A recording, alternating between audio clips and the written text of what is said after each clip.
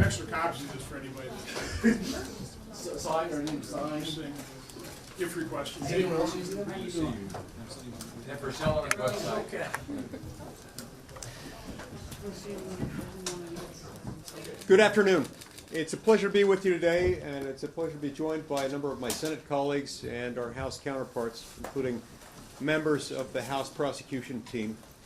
We've just witnessed something that has occurred only now 22 times in American history. On 21 prior occasions, the House of Representatives has passed articles of impeachment. In 17 out of those 21 cases, the result has been the culmination of a trial in the Senate, resulting in a finding of guilty or not guilty, of conviction or of acquittal.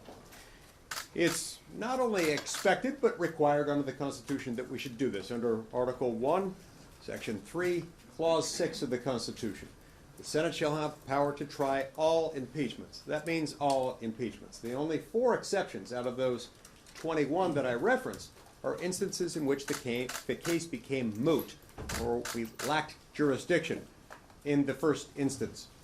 We don't lack jurisdiction in this instance. In fact, we have it. Secretary Mayorkas is still in office. Unlike those 4, he was neither a member of the U.S. Senate and therefore not subject technically to the impeachment authority, but rather to expulsion, nor is he deceased, nor is he left office. So we retain subject matter jurisdiction over this. In that circumstance, we're expected and in fact required to conduct a trial. And what that means is we are sworn in. We're going to be sworn in tomorrow as senators, as performing the equivalent of the judge-jury function, where we're both finders of fact and also imbued with the authority to decide questions of law relative to the impeachment trial. And what all of that presupposes is that we will reach a finding of guilt or innocence. Guilty, not guilty.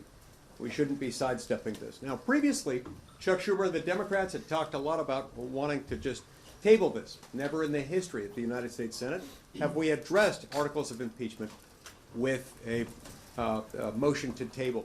They're now talking about doing a motion to dismiss. That begs the question, on what basis are they going to move to dismiss? They haven't articulated their position. I suppose we'll hear about that more tomorrow. In any court of law that I know anything about, in order to simply dismiss an accusation, civil or criminal, you're going to have to make the case that the law doesn't allow what you to do what you're doing. It doesn't state a claim upon which relief can be granted, or here, a claim upon which a person can be impeached. I have yet to hear them make an argument to that effect. In the context of Rule 12b-6, motion to dismiss in civil litigation, you resolve all factual inferences and assume all facts alleged in favor of the plaintiff, the non-moving party. And if all those facts are true, then and only then you get to assess that the complaint fails to state a claim upon which relief can be granted. I have yet to hear any articulation of their theory of why they're entitled to a motion to dismiss. And in fact, as we've just read, we've heard read and read along with the chairman of the House Impeachment Committee, Representative Mark Green from the state of Tennessee.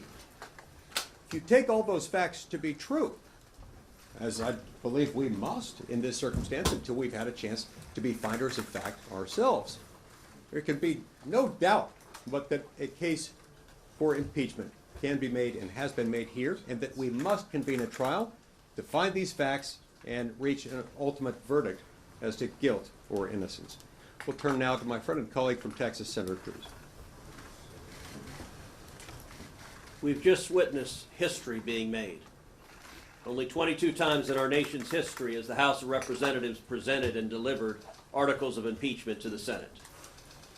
Only twice in our nation's history has a cabinet member been impeached by the House. The stakes of this impeachment are not some technical violation of law, but rather an enormous and growing threat to the lives and safety of millions of Americans. Every year, under Joe Biden and Alejandro Mayorkas, we have seen millions of illegal aliens crossing into this country. Alejandro Mayorkas actively aided and abetting the criminal invasion of this country by criminal drug cartels and illegal aliens. And the consequences have been day after day after day, migrants dying. 853 in the last year. The consequences have been day after day after day, little boys and little girls being brutalized by human traffickers. The consequences have been day after day after day, hundreds and even thousands of women being sexually assaulted by human traffickers. The consequences, which the House managers read out loud in the articles of impeachment, have been enriching the Mexican drug cartels to a level never before seen in history. In 2018, the drug cartels made roughly $500 million from human trafficking. In 2022, they made $13 billion. The single greatest friend the human traffickers have ever had has been Joe Biden and Alejandro Mayorkas. Because under their open border policies, the drug cartels have seen their revenues rise 2,600%.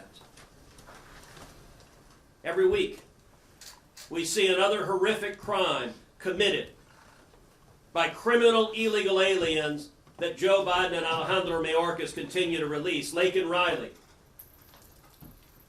beautiful 22-year-old woman in Georgia, a nursing student, just out for a jog. Like so many other women are out for a jog today, believing they live in a country where their safety will be protected, and it should have been. But Joe Biden and Alejandro Mayorkas deliberately defied the law. They apprehended her killer when he came illegally into this country. He was in El Paso. Had Joe Biden and Alejandro Mayorkas simply followed the law, they would put him on a plane and float him back to Venezuela, and Laken Riley would still be alive. But they didn't. They defied the law. They let him go. And he went to New York City, another sanctuary city, where he was apprehended again, this time for endangering the safety of a child. If New York City had simply followed the law, if they'd put him in jail, Laken Riley would still be alive. But again, New York City let him go, and this murderer came down to Georgia and beat Laken Riley to death with a brick. Jeremy Caceres, a 2-year-old little boy in Prince George's County, Maryland, just miles from where we are right now, murdered by an illegal alien Joe Biden and Alejandro Mayorkas released. And just a couple of weeks ago, we saw another tragic case. We discovered that Alejandro Mayorkas and Joe Biden aren't simply allowing millions of illegal aliens in at our southern border, they're actually flying them in from their home countries. Over 320,000 last year, including one individual they flew from Haiti to Boston, Massachusetts. When he got here in Boston, Massachusetts, what did he do? Well, he was just arrested for violently raping a 15-year-old girl who's severely disabled. The consequences of this open border invasion are enormous, and interestingly enough, what you just saw is apparently terrifying. The men and women, the House managers who are here, and thank you for your service coming here, scare the living daylights out of Chuck Schumer and the Democrats. Tomorrow we're going to see Chuck Schumer throw out 200 years of history, ignore the Constitution. Why? Because he does not want these managers to present the evidence of the people dying because of their policies. Not just that have died yesterday and the day before, but the people that will die tomorrow. You want to know how terrified the Democrats are of hearing the evidence? Everyone recognizes the single most endangered Democrat senator on the ballot this year is Jon Tester from Montana. I don't know how many of the reporters were in the chamber for the reading of the articles, but Jon Tester was standing on the floor before the managers arrived. As soon as the managers arrived, Tester turned and ran, presumably into the cloakroom. And if you look at the Democrat side, virtually every Democrat was there, but Jon Tester was nowhere to be found. because apparently it was too frightening to hear the manager simply read the facts of the people who were dying because of the policies he supports. And as soon as the House managers were done, as y'all walked off the floor, John Tester came from the cloakroom and was back on the Senate floor. When sitting Democrat senators have to go into witness protection, it tells you they cannot defend their inhumane policies. The Senate has a clear obligation under the Constitution and 200 years of precedent. We need to hold a trial. We need to allow the managers to present the evidence. And then every one of us who is following the law should convict and remove Alejandro Mayorkas for aiding and abetting a criminal invasion of the United States of America. John Kennedy.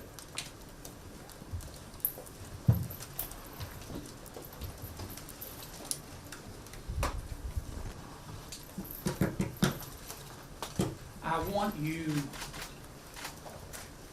to forget for a moment the debate over the law and the process and how many lawyers can dance on the head of a pin. And think about what will be happening here over the next 2 days. You just heard on the floor of the United States Senate what I heard. The United States House of Representatives. As I said the other day, we're not talking about some snowbro who likes chicken McNuggets and weed and has an opinion. We're not talking about some game boy with a ketamine stash who's living in his parents' basement and who has an opinion, though both are entitled to have an opinion. We're talking about the United States House of Representatives. After investigating, not for days, but for months, has voted to bring 2 charges, 2 articles of impeachment that are serious. They're serious as an aneurysm. This doesn't happen very often. It's happened only 22 times in our country's almost 250-year history. And every single time,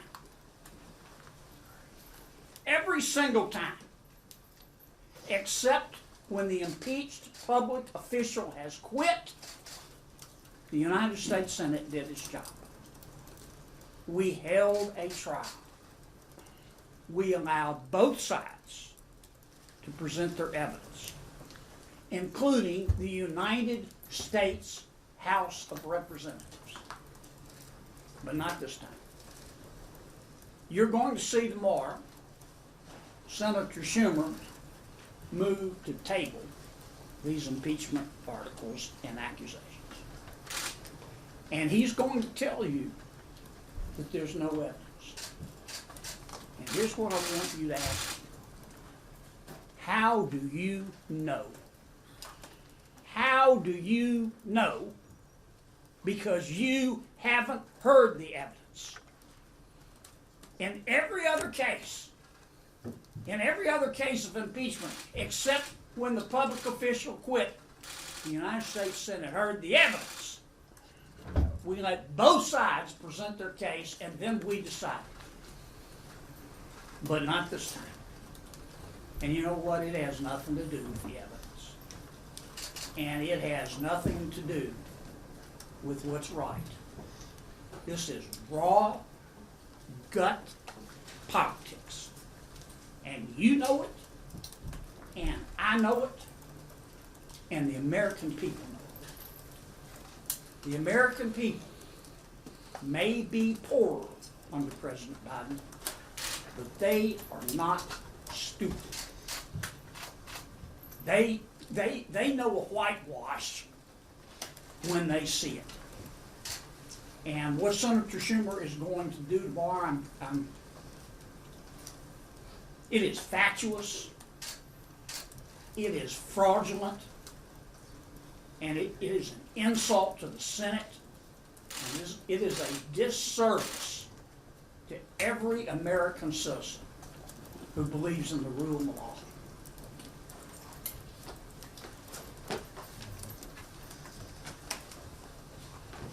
Well, good afternoon, everybody. Not having an impeachment trial is a true threat to this republic. Not having an impeachment trial is unconstitutional. And even a simple country doctor like myself can read the Constitution and sees that after the impeachment articles are delivered that we should have an impeachment trial. I think it's important that everybody understand that it only takes 2 or 3 Democrat senators to force an impeachment trial. Just 2 or 3 of them, and they would force this trial to go forward. A vote to stop this impeachment, whether it's through tabling it or discharging it, is a vote to keep the border open. It's a vote to tell the families of Lake and Riley that we don't care. It's a vote to tell the 250,000 families that have lost a loved one to fentanyl poisoning that it doesn't matter, that law and order doesn't matter. I certainly just hope that the folks in states like Montana and Pennsylvania, Michigan, Wisconsin, Arizona, and Nevada are paying attention. They have an opportunity to reach out to their senator and ask them to have an impeachment trial. If they don't, then we need to hold them accountable in November. You know, there's stories after stories we could tell. Lincoln Riley is just one of many. Senator Cruz told you a couple of stories. Here's one from Helena, Montana. An illegal alien who was previously charged with aggravated kidnapping and burglary was convicted of stabbing a 19-year-old man to death and sentenced for 40 years. Also in Montana, the DEA seized 77 million fentanyl pills, 12,000 pounds of fentanyl in 2023 alone, enough to kill every American. In Ohio, Butler County, Ohio to be more specific, an illegal Mexican gang member here in the United States with 11 prior arrests was charged with aggravated murder while intoxicated and in possession of drugs. In Clinton, Ohio, a state trooper pulled over a minivan with 11 people in it and uncovered a human trafficking ring. Have stories here from Pennsylvania, from Nevada, Wisconsin, Michigan, Arizona. The stories are eerily similar. Folks, not having an impeachment trial is unconstitutional. It's not right. Americans are demanding accountability. Secretary Mayorkas is truly doing Biden's bidding. They both need to be held accountable. Thank you.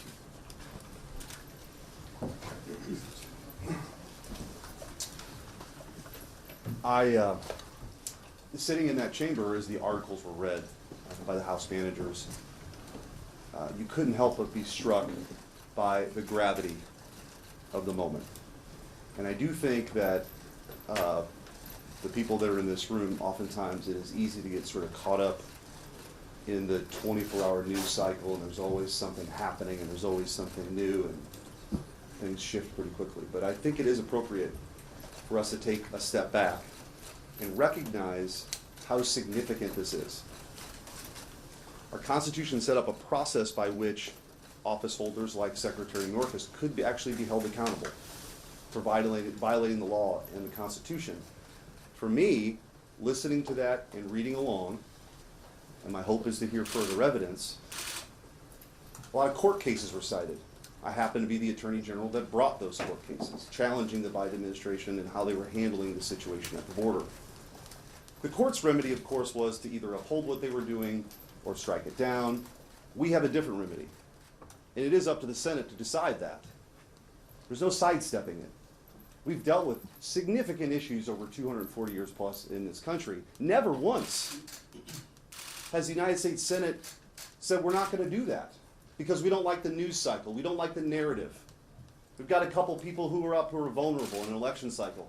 There are things that when we raise our right hand and take the oath, take precedence over a lot of the stuff that we typically do, which is why we're moving to an impeachment calendar. And I suppose I'll close with this. To Chuck Schumer himself, you still have time to do the right thing. You still have time to do what has always been done, which is to actually hold a trial. you don't, and you go down this path, I think you will earn your place in the pantheon of one of the worst senators to ever serve in this chamber. And you can pick who a couple of them might be, but Chuck Schumer, after this week, if he does what I think he's going to do, certainly belongs in that category.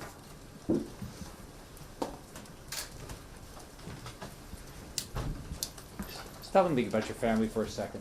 Just put a picture in your face, in your mind. Pick your mom, or your dad, or a brother or sister, or a child, or a grandchild. People just like your family have been raped, they've been sold into human trafficking, they've been murdered. It's happened. It's happened all over the country. There's cases in Florida, there's cases all over the country. I don't know why Biden, Mayorkas, and the Democrats are doing what they're doing, but if you just think about your family for a second, we cherish all those people. Biden, Mayorkas, and the Democrats have said they don't care. Now we have an opportunity tomorrow to hear the evidence. That's all it is. Now if I was Mayorkas, think about what he's got. He's been impeached. He has the opportunity now to say he didn't do anything wrong. He must not want that opportunity because he can't defend himself. Think about what this decision's made. It's either he knows he can't defend himself, Biden knows they can't defend it, Chuck Schumer knows they can't defend it, or it's just pure politics that they just don't want you to talk about it and it be on television. All of it's wrong. So the right thing to happen tomorrow is that we start a trial. We hear the evidence. The House of Representatives, in contrast to the Trump impeachment, they actually did their job. They took their time, they got the evidence, and they should have the opportunity to present it. We should have the opportunity to say yes or no. Senator Johnson. I think the House managers did an extraordinary job of putting together a very convincing case against Alejandro Mayorkas and a very convincing case to hold a trial. I think Chairman Green did an excellent job of reading those articles of impeachment. I agree with Senator Schmidt. Sitting there in the chamber, listening to the gravity of those charges, I don't know how you cannot be moved. And I quite honestly can't imagine why Chuck Schumer would just summarily dismiss even thinking of having a trial. If we were to proceed to a trial, we could lay out the evidence. And you know, the chart that I've been developing since I became Chairman of Homeland Security back in 2015, this at trial would basically be the irrefutable DNA evidence of the crime. There's no way you can't look at that chart and say that what is happening on our border is a crisis. Now, Secretary Mayorkas has come repeatedly before Congress, and one of the charges is he's repeatedly lied to Congress. One of the biggest lies is we confront him with this evidence. He goes, "Well, there's no crisis. It's not a problem. It's a challenge, Senator." What this chart does, it shows cause and effect, dating back to President Obama's lawless deferred action on childhood arrivals. That is what has sparked all of this. But what I want to quick concentrate on, because I want to turn it over to the House managers, is when President Trump faced his immigration issue, where almost 5,000 people a day were crossing in a single month, he did something about it. In 2018, the Supreme Court ruled that current law exudes deference to the president. Even though it's been weakened by things like the Flores reinterpretation decision, President Trump used that weakened executive authority and he closed the border in 12 months.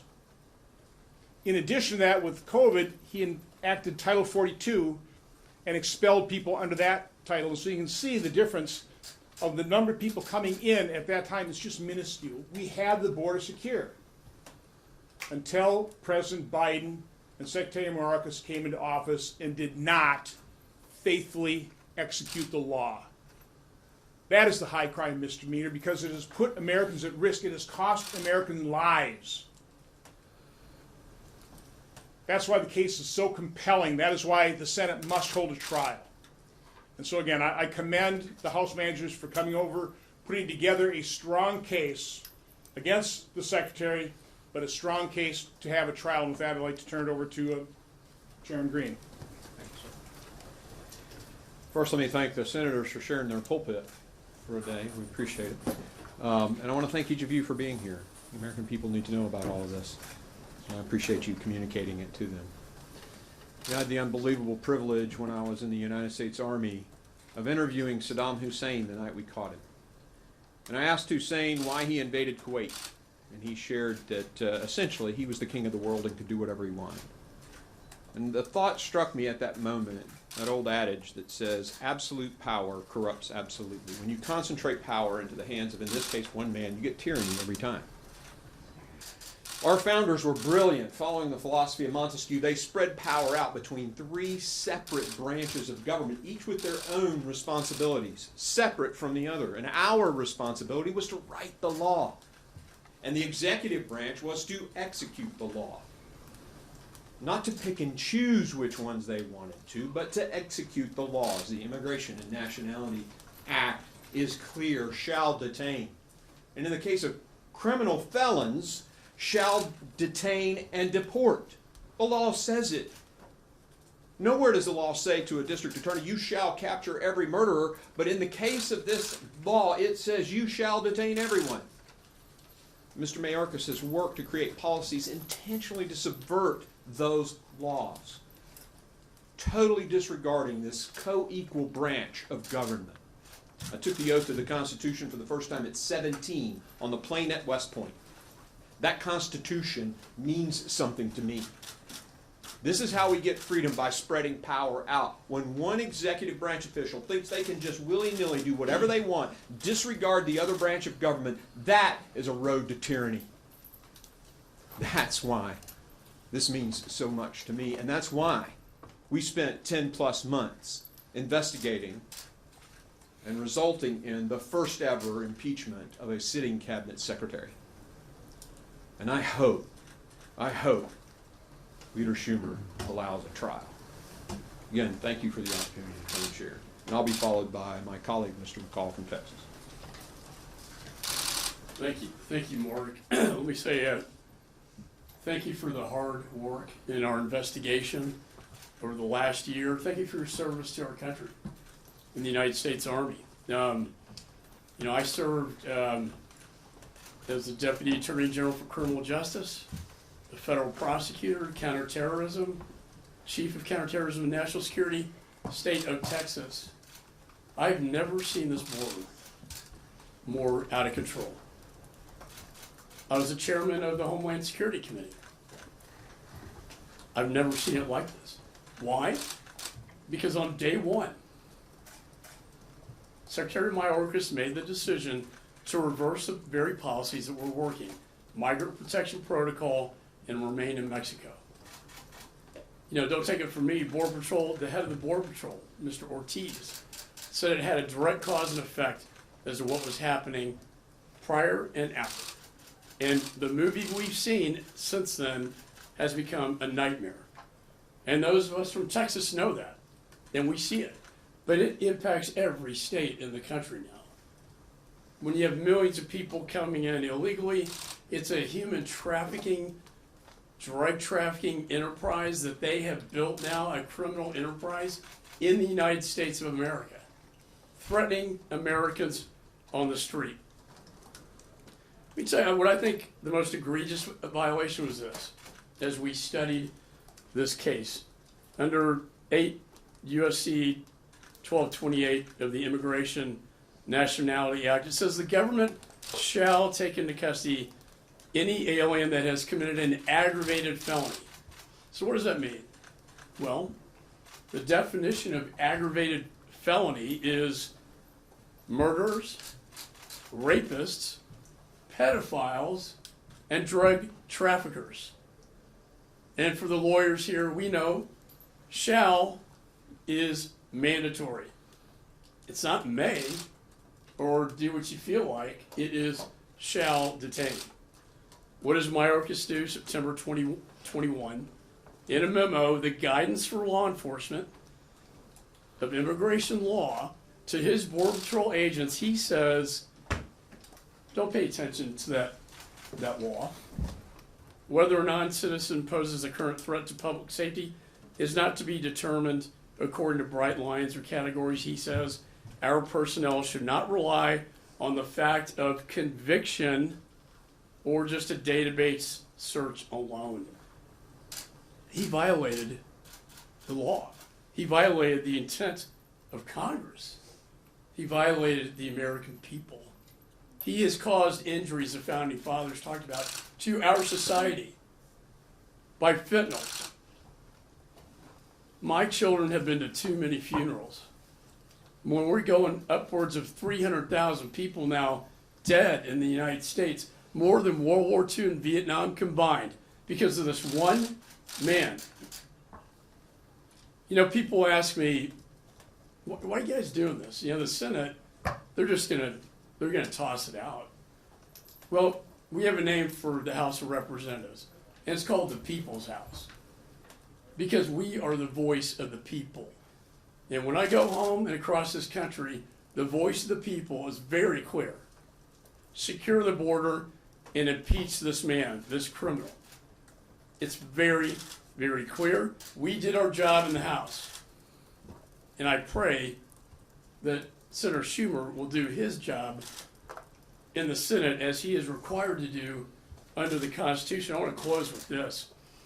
Justice Story, very well-respected Supreme Court justice in 1833, when they're talking about impeachment, says, where a Lord Admiral has neglected to safeguard the seas, that shall be deemed an impeachable offense. Well, I would say Secretary Mayorkas has neglected to safeguard not only the seas, but the air, land, and the seas, to the great detriment of the United States of America. So with that, I'd like to turn it over to my colleague, Mr. Klein. Thank you. Thank you, Mr. Chairman. I'm Ben Klein. I represent the 6th District of Virginia, the Shenandoah Valley, and a border district, just like every other member of Congress. I want to thank the senators for hosting this today. I'm here along with not only the Chairman of Foreign Affairs and the Chairman of Homeland Security, but also my colleagues who are impeachment managers from the Judiciary Committee, myself, Ms. Lee from Florida, and Mr. Biggs from Arizona. We are attorneys. We have been prosecutors. We have been defense attorneys. We have been judges. Congresswoman Lee has been a judge. But we know the law. We know the Constitution. We are used to studying cases, determining the facts, and laying those facts out, not only to juries, but to the public. And in this case, it is clear, and we look forward to laying out that case to the Senate and to the members of the Senate individually, that Alejandro Mayorkas has violated the law, has violated the public trust, has violated his oath to the Constitution of the United States. So we look forward to laying out those facts. You know, I trust this institution. I have great respect for this institution. I have great respect for the individual senators. I have respect for the Constitution. And I would only ask, we would only ask, as managers, that the Senate show us the same respect by hearing those facts, by hearing that evidence, and by respecting the American people who sent us to Congress, and on behalf of whom we are here presenting these articles to the Senate.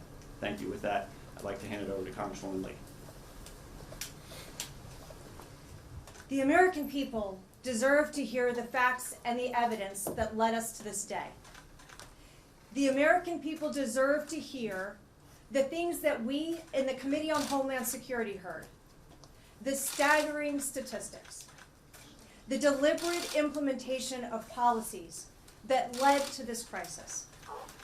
They deserve to hear the impunity with which Secretary Mayorkas subverted the law, the existing federal law of the United States, and the orders of federal courts directing him that his policies were unconstitutional.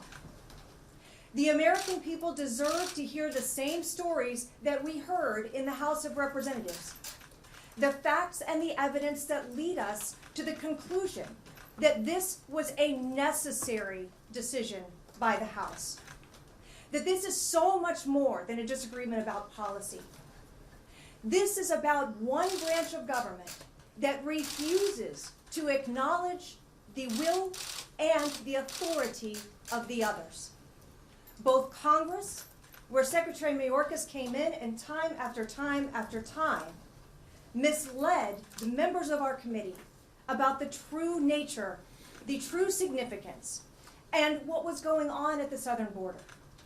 His defiance of the courts, his refusal to accept that as an agency head, he did not have the authority to make the law. Most importantly, we must always bear in mind the consequence of these actions. That every day that these policies have been in place, that every day that Secretary Mayorkas has been in his job, Americans are less safe. The catastrophic consequences to our country by the failure to control our southern border, by the failure to understand who has come to our country, where they are, and what their intentions may be, is a fundamental breach of the public trust. The House of Representatives has done its job. It is time for our colleagues in the Senate to do theirs. With that, I recognize my friend and colleague, Mr. Bates. Thank you, Representative Lee, and I thank all of my colleagues from the Senate and the House who are anxious to see a trial take place in the Senate as I am. I'll never forget sitting in Judiciary Committee when Secretary Mayorkas was testifying on one occasion. We said to him, is the border operationally secure pursuant to the Secure Fence Act of 2006? And at first he said yes. Of course, then we put the statute up. And he said, well, you know, nobody can really ever attain operational control of the border under this statute. He says, so we concocted our own rubric, and we feel like the border is secure. Now, mind you, at the time, we were setting record apprehension month after month. Record number of encounters, record number of known gotaways, and a similarly large number of unknown gotaways. Well, in the case of the U.S. v. Texas, the Solicitor General for the Biden administration admitted in that particular case that when an executive branch determines it's not going to enforce the laws, that the framers, quote, that the framers intended political checks in that circumstance. You know, if an administration did something that extreme and said we're just not going to enforce the law at all, then the president would be held to account by the voters, and Congress has tools at its disposal as well. That's what the Solicitor General for the Biden administration said. Justice Kavanaugh queried, what are those tools? If courts aren't going to be able to enforce those congressional mandates, what are the exact tools that Congress has to make sure that the laws are enforced in the United States? Again, Solicitor General Preligar said, Congress could use the power of the purse. Then Justice Kavanaugh noted, I think your position is, instead of judicial review, Congress has to resort to shutting down the government or impeachment. If some administration comes in and says we're not going to enforce laws, or at least not going to enforce laws to the degree that Congress by law has said the laws should be enforced, I understand your position, Justice Kavanaugh told her, but it's forcing Congress to take dramatic steps, I think, close quote. What did the Solicitor General say? Well, she admitted, well, I think if those dramatic steps would be warranted, it would be in the face of a dramatic abdication of statutory responsibility of the executive, close quote. What more overt abdication of statutory responsibility have we seen from the Biden administration? There's been a lot. But what this particular secretary has done, he is responsible for literally hundreds of thousands of deaths of U.S. citizens. I had in my office just yesterday 2 friends who live along the border, and the traffic on their ranch has increased 4-fold under this particular administration. Now, we could go into high crimes and misdemeanors. We could go into evidence that we have to show, but I will just tell you where the evidence leads always. It leads to the fact that this is willful, purposeful, and intentional on the part of Secretary Mayorkas. This is not some notion of incompetence.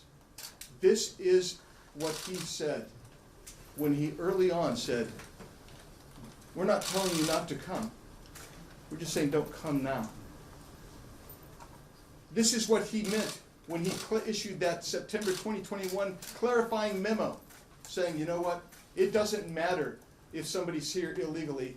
It doesn't even matter if they're here under criminal auspices. We're not necessarily going to do anything about them. It's going to take something far worse. And even then, not necessarily going to do anything. So, there is much to be said and much to be done. But I can tell you this. There are a multitude of statutes that require, no, not a suggestion, not a wish, but as Justice Alito described it, a congressional command that this secretary and his agents detain and in some cases remove. And this secretary has said, I'm not going to do it. And that leads me back to the original point. I'm not going to go through all the evidence here for every case, or for every issue that we've got. But we're ready to go, Mr. Schumer. We're ready to go. But it leads us back to this point, that even the Biden administration agrees with.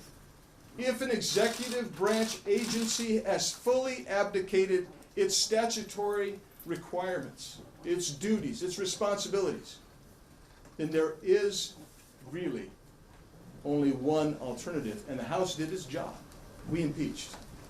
And now it's time for the Senate to do its job and let that trial take place, and let us see if Secretary Mayorkas should be removed from his office. That's what the founders intended, that's what history has indicated, and that's what is necessary in this case. And with that, I turn it back over to my friend, Senator from Utah, Mr. Lee. All right, let's open up for questions. Yeah. Senator Lee, what steps can you take to try and force a trial to take place? And are you already negotiating with Democrats for the process tomorrow to try and come up with an opportunity for you guys to present options in terms of forcing the trial? Yeah, look, we convene at 1 o'clock, whereupon we'll be sworn in to decide the case as deciders of fact and judges of the law in this case. After that, motions will be entertained, and in theory, you can have unlimited motions while you're discussing those. Historically, what's happened is that once we receive the impeachment articles, again, if the case hasn't been rendered moot by vacancy or death, then the Senate negotiates a standing order in order to govern the intricacies of the trial. This is a little bit akin to what happens when you go to a pretrial conference with a judge. You set out the timing for pretrial briefing, and then the timing for the presentation of opening statements, cross-examination of witnesses, and so forth. So that's what we would do. And now, the Democrats, if they choose to take this unfortunate step tomorrow, moving either to table or alternatively to dismiss, they're going to have to make the case for that. But they can't just make it up. They can't just ignore the fact that we have the power to try all impeachments. Anybody want to add to that? Yes, sir. Yeah, in terms of what's acceptable as a trial, that there's in the past been the Senate has had trial committees for judicial impeachments. Would that be something that's an acceptable alternative, or does this need to be the full trial on the floor of the Senate? Yeah, look, I know a number of us would prefer to have a full trial on the floor, but both are acceptable. There have been times, and Senator Cruz and I have both drafted proposals to follow one of two different impeachment patterns. One, full trial on the floor, another referral by the Senate as a whole to a select committee. The select committee conducts a trial, and then after it completes its work, the matter devolves back to the Senate. So the select committee would be acceptable? Either one would be acceptable. Senator? Yeah. I know last week we were talking here, several of you, Senator Johnson, Senator Lee, talked about the fact that this is a place that functions by unanimous consent, and that if there were no trial, there would be repercussions for that. Sounds like tomorrow we'll know whether or not there's going to be a trial. Does that threat still stand? Absolutely.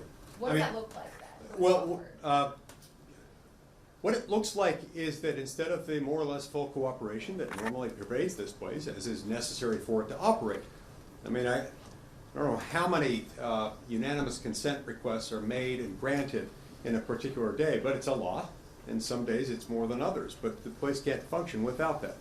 Last night I forced an additional procedural vote that we wouldn't have otherwise had to take in light of what they were doing. And if they take a weaselly way out of this, if they betray our constitutional obligation to the Senate, I think we have an obligation on our side to make clear that that's not okay, and that doesn't involve simply looking past this as they run roughshod over the Constitution. But like, does that apply to everything that is attempted to be UC going forward, or is it sort of like a? Everything should be on the table. This is ridiculous. I mean, just think about, we got families all over this country that have been devastated over this. And so we should take this very seriously and hold the Senate accountable for not doing their job. This is so simplistic. You have a trial. And so I think all of us should stand up and say, if we're not gonna get a trial, then everything's on the table. This is ridiculous. What would be an acceptable timeline for a trial? Let's say if there was an agreement to do a trial just tomorrow and it wraps at the end of the day tomorrow. Is that too short? Is there some sort of timeline you're considering that would be worthwhile? You know, I don't think there's any one of us who has identified a certain minimum standard by which a trial would have to occur. For me, at least, you know, I suppose if they had to, they could fit their presentation into a day or two.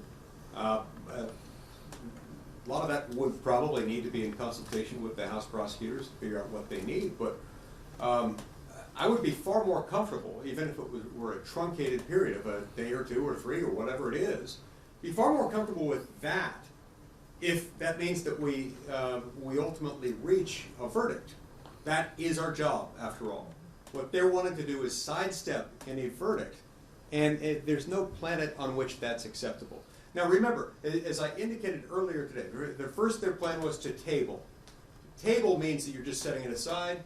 You're not speaking as to its validity, vel non, you're just setting it aside saying we're not going to touch it. That isn't a thing.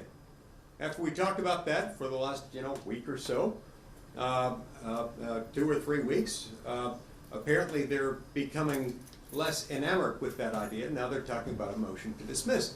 I don't think they know what that means. You can't just dismiss legal proceedings, whether they're civil or criminal. In the civil context, it's typically under Rule 12b-6 of the Federal Rules of Civil Procedure. You have to establish that the plaintiff has failed to state a claim upon which relief can be granted. Maybe that's what they mean. If so, they haven't made their case. Maybe what they really mean is a motion for summary judgment. But a motion for summary judgment is taken after you review the discovery materials and you conclude that there are no material disputed facts. There are no genuine issues of material facts that need to be resolved by the finder of fact. That ultimately is the role of the trial. They haven't made that case either.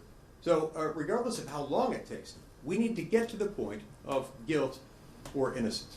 And I would also say Chuck Schumer spends a lot of time on the Senate floor talking about extremists and threats to democracy. I think he's found the enemy, and the enemy is him. Like literally, I don't think we should lose sight of how extreme this really is in our constitutional order. It's never been done. Never. 240 years, never been done. And so, not only is he a terrible floor leader, I actually believe that if he moves forward with this, he will go down in history as one of the worst United States senators ever to serve. And by the way, he may regret this a lot sooner than he thinks. Let me just add, I don't know how you can listen to the case that the House managers laid out, the case they made here in this press conference, and not understand how compelling a case it is. When you combine the abdication of his responsibility to enforce the laws, to faithfully execute them, combined with all the migrant crimes, the horrific crimes, I mean, who let these people into this country by not faithfully executing the law? Isn't that aiding and abetting those horrific crimes? So again, the House managers deserve their day in court to present their case. And again, the articles are pretty short. I don't think it'd have to take that much time, but I think they can make a very compelling case in a pretty short period of time, but we ought to be able to hear that case. And that's all we're asking for. We've heard some discussion from some of your Republican colleagues about perhaps having a few hours set aside tomorrow to debate the merit of having a trial on the floor. Is that a debate you would want to see happen, just a debate about having a trial? Well, look, debate over something would be preferable to nothing. It still doesn't substitute for us doing our jobs, performing our constitutional responsibility under Article 1, Section 3, Clause 6, which says the Senate shall have the power to try all impeachments, not just those impeachments that the majority party feels like addressing, not just those impeachments that the majority party finds it politically expedient to address, but all of them. Remember, it hasn't been very long, 4 years ago since we dealt with the first impeachment trial of Donald Trump. We received that at the time when the Senate Republicans were in the majority. We didn't want to have to deal with that. We didn't believe that the impeachment was warranted, and it wasn't. But we held the trial anyway because it was our job to do so. What we're asking here is no less than that. Thank you. Thanks.